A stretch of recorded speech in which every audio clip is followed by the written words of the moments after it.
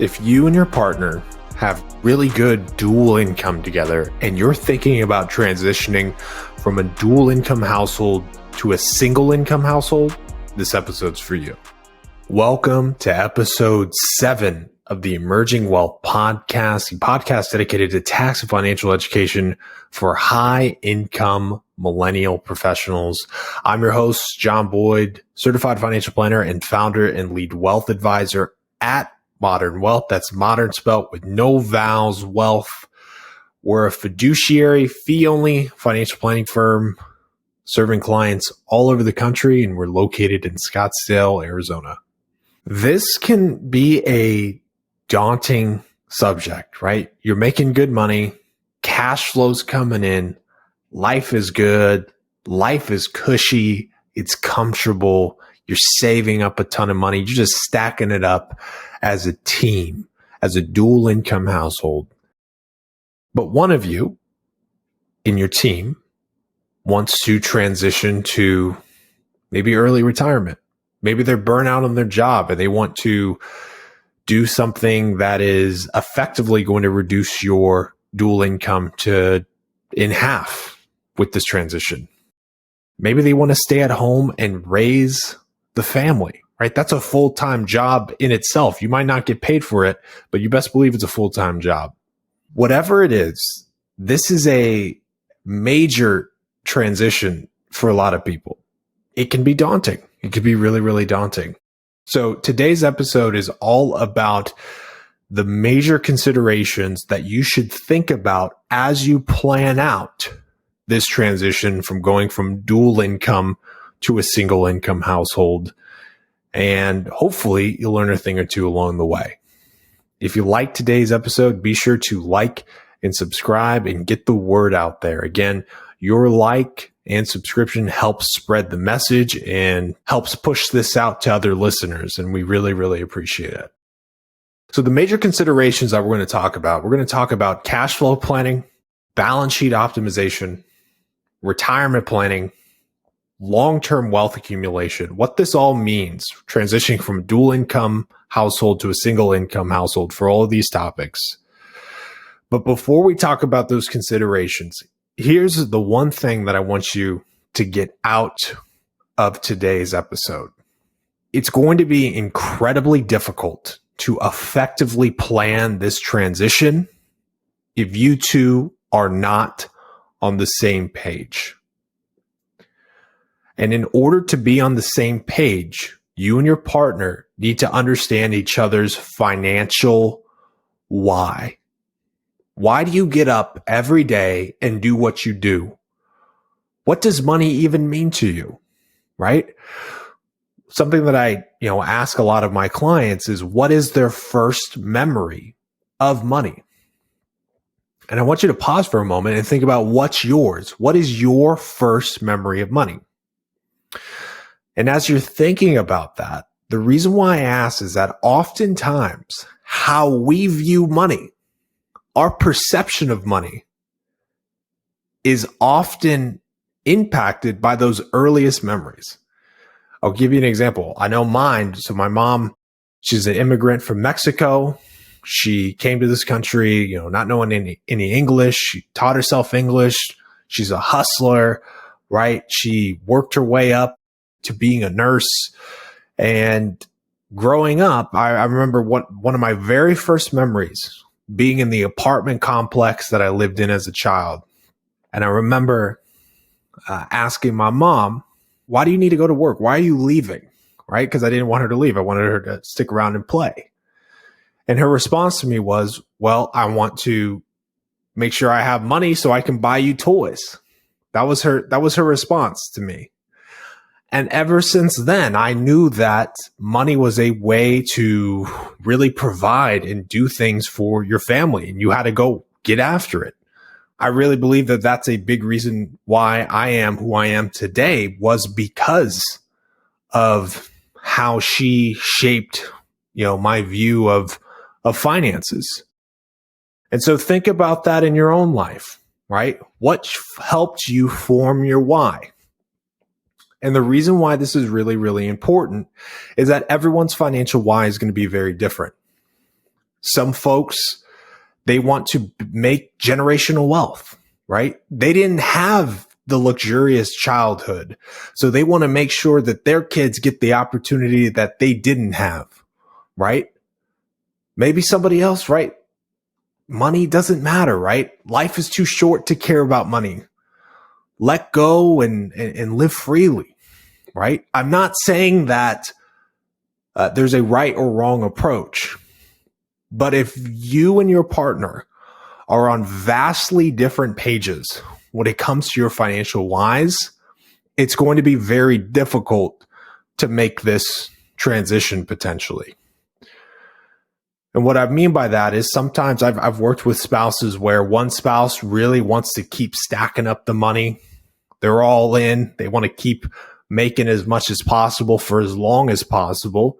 And the other spouse doesn't want to. They're burnt out. They're done. They don't want to do it anymore. They want to travel the world. They want to do other things besides just make money. Right? And so that can lead to some conflict. That can lead to not being on the same page. So again, you get the idea.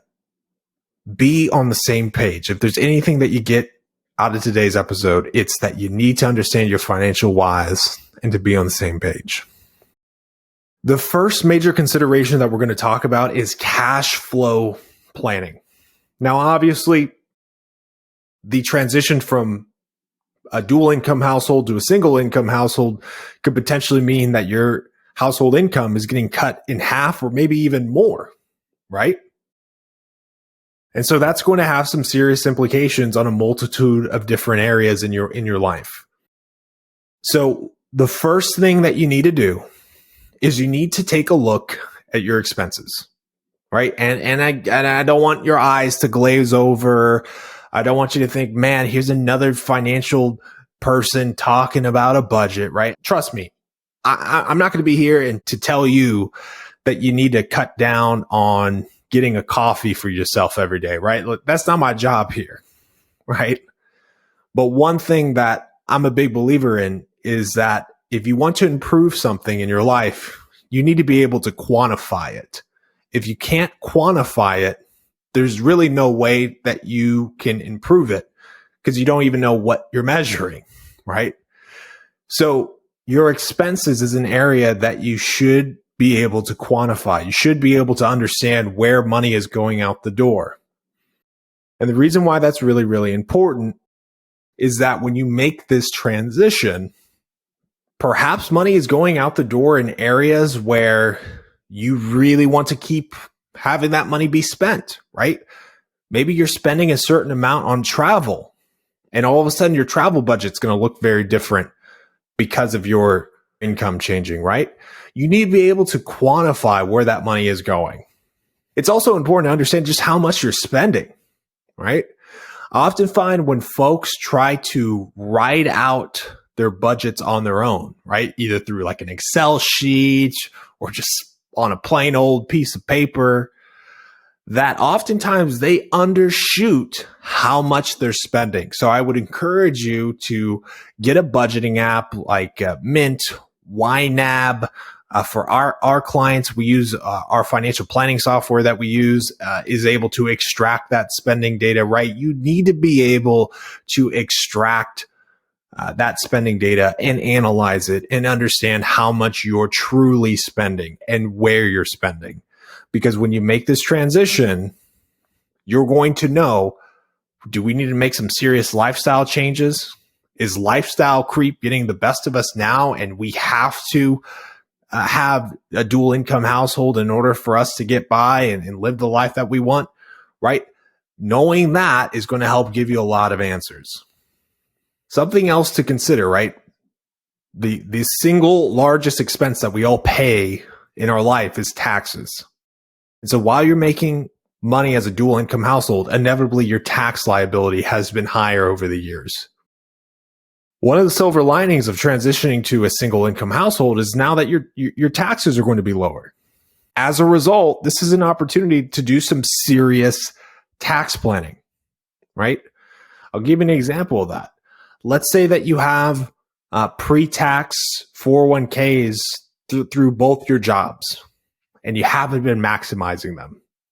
Well, maybe it makes sense to really maximize your pre-tax 401ks to not only supercharge your retirement savings, but increase your tax deductions that you're getting to reduce your overall tax liability.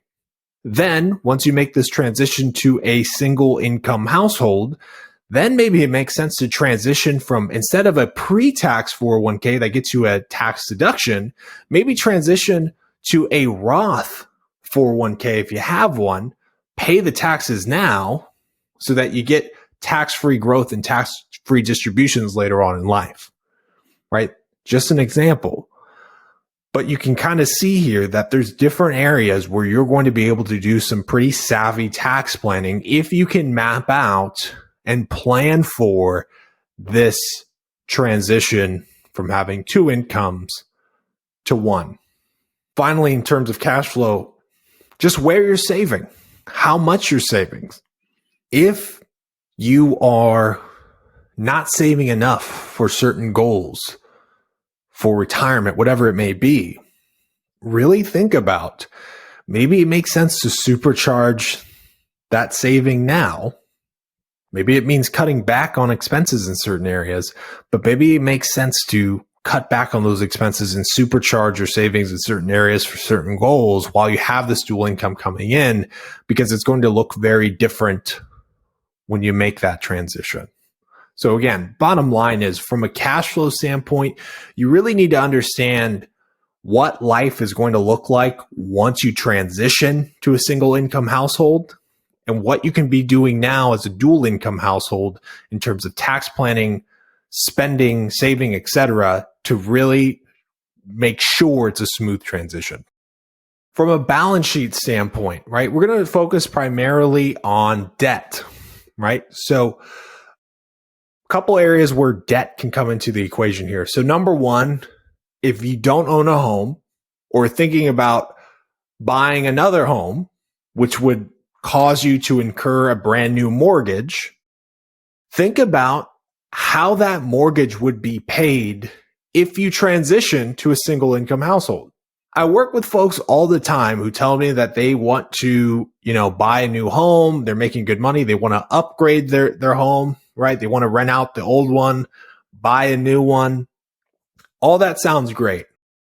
But then as I, pry a little bit deeper and we start looking out into the future, oftentimes we'll come up, well, hey, I actually don't want to do what I'm doing anymore. I'm actually really burnt out on this job. I actually want to do something way more chill and make a lot less money. And I'm totally cool with that. Or, I want to stay home and raise my family. I don't want to do this forever. I want to be there for the kids, right? Whatever it is, if you think there is going to be that strong probability that income is going to be getting cut in half here as you make this transition, think about what that means for something like a mortgage. Are you going to be able to pay that mortgage, right? Are you going to be in over your head and not be able to save in other areas because that mortgage was strictly dependent on two incomes? Now you want to go to one, but you feel trapped and you have to keep two incomes, right? So before you acquire new debt like a mortgage and you're thinking about this transition, think about how that debt would be paid and how it would impact your savings later on down the road. If you already have debt and you're working on paying it down, think about what that debt pay down looks like if you were to make that transition to a single income household. The hot topic right now for a lot of people is student loan forbearance ending, right? All of a sudden, some folks are going to have, $1,000 monthly student loan payments pop up again, right? Maybe with the dual income household, that's a lot. It's really manageable. But if you transition to a single income household, it's not so manageable anymore, right? Maybe that would require more advanced student loan planning. Maybe it would require more accelerated payments, right? Whatever it may be, you need to start thinking about what that is going to look like down the road and start to think ahead about how you're going to address debt now and in the future for this transition. From a retirement planning standpoint, we talked about it a little bit, but what I want to focus on is just what your ideal retirement looks like. What would you and your partner want your retirement to look like? Do you want retirement to be at 50 years old, right? At 50, be able to just completely stop work and travel the world and do whatever you want? Does retirement look more like a gradual transition? Maybe both of you transition to more chill jobs at 45 or 40, and then one of you fully transitions to full retirement. Maybe one of you transitions to full retirement now while the other one works, right? Whatever, however you slice it and dice it, think about what your ideal retirement looks like and what you're going to be doing in that retirement. Because if you plan on having a certain lifestyle, right? You want to be traveling the world. You want to be doing all these things that are relatively expensive, right? That might require more retirement saving. And if you have the opportunity now with dual income coming in to take advantage of that, maybe it makes sense to supercharge your retirement savings so that you hit those retirement goals later on down the road. I'll tell you this. If that's what you're kind of thinking, but you haven't taken any actionable steps to achieve those type of retirement goals, and you plan on transitioning to a single income household, right? It's super common. People do that all the time, but you have a golden opportunity here to take advantage of that window of time, right? So take advantage of it. Think about how you can supercharge and work towards these type of goals during this window of time. And then think about how it's going to impact them once you do transition, right? It's entirely conceivable that you can have your cake and needed to hit all your goals, transition successfully, but it's going to require really good planning. In a similar vein, wealth accumulation. And what I mean by that, right? This consideration in terms of wealth accumulation is, what do you want your future net worth statement to look like? How much wealth do you truly want? Right? For some folks, they don't need to be, worth over $10 million, in 15 years, right? They don't care about that, right? They're happy with the modest lifestyle that they have. Other people want to have a beach house in Southern California, and that's expensive. And that person is me. I'll be very honest, right? I want to have my, Laguna Beach house, right? That's one of my personal goals. Not shy to share that. But if I want that, that takes work, right? That takes serious work. I'm not just going to get there just coasting, right? I need to do certain things to ensure that I get there. So in your shoes, right?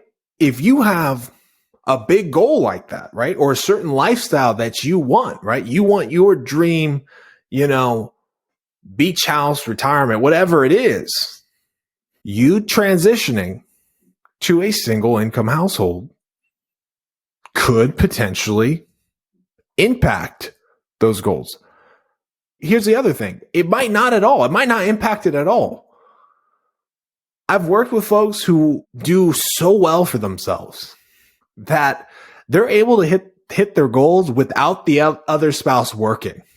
They don't need the other spouse's money, right? They're totally fine with just one spouse working. They're able to hit every goal in the book just fine. They don't need the other spouse's income. And yet they're hesitant to pull the trigger on making that transition or letting the other spouse, stay at home with the kids, whatever it is, because they just feel like they can't do it, right? They kind of have imposter syndrome where they think it's like too good to be true. So you need to be aware of that too. If that's you and you're making good money, you've already saved a ton, and yet you feel as if, hey, I still don't think I can do it. Run the numbers, quantify it. Stop flying blind. You need to be able to quantify all of this. And that's one reason why, again, as a planner, we project all this out. We try to model it out into the future to try to see what that all looks like. Because again, you might be more on track to do everything that you want than you think.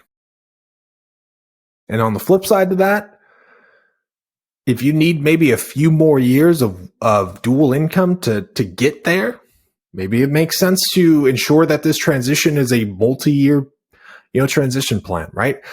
Whatever it is, plan for it. Plan. Understand your blind spots. Understand the opportunity that you have in place to have dual income, and understand what it's going to look like once you transition to a single income household. I hope you found this episode helpful as you plan this transition from a dual income household to a single income household. Again, if you enjoyed today's episode, be sure to like and subscribe. In the description of this episode, be sure to subscribe to our weekly Planning Insights newsletter. And of course, if you need one-on-one guidance, visit us at www.modernwealth.com. That's modern spelled with no vowels, wealth.com. It's been a pleasure, guys. We'll see you next time.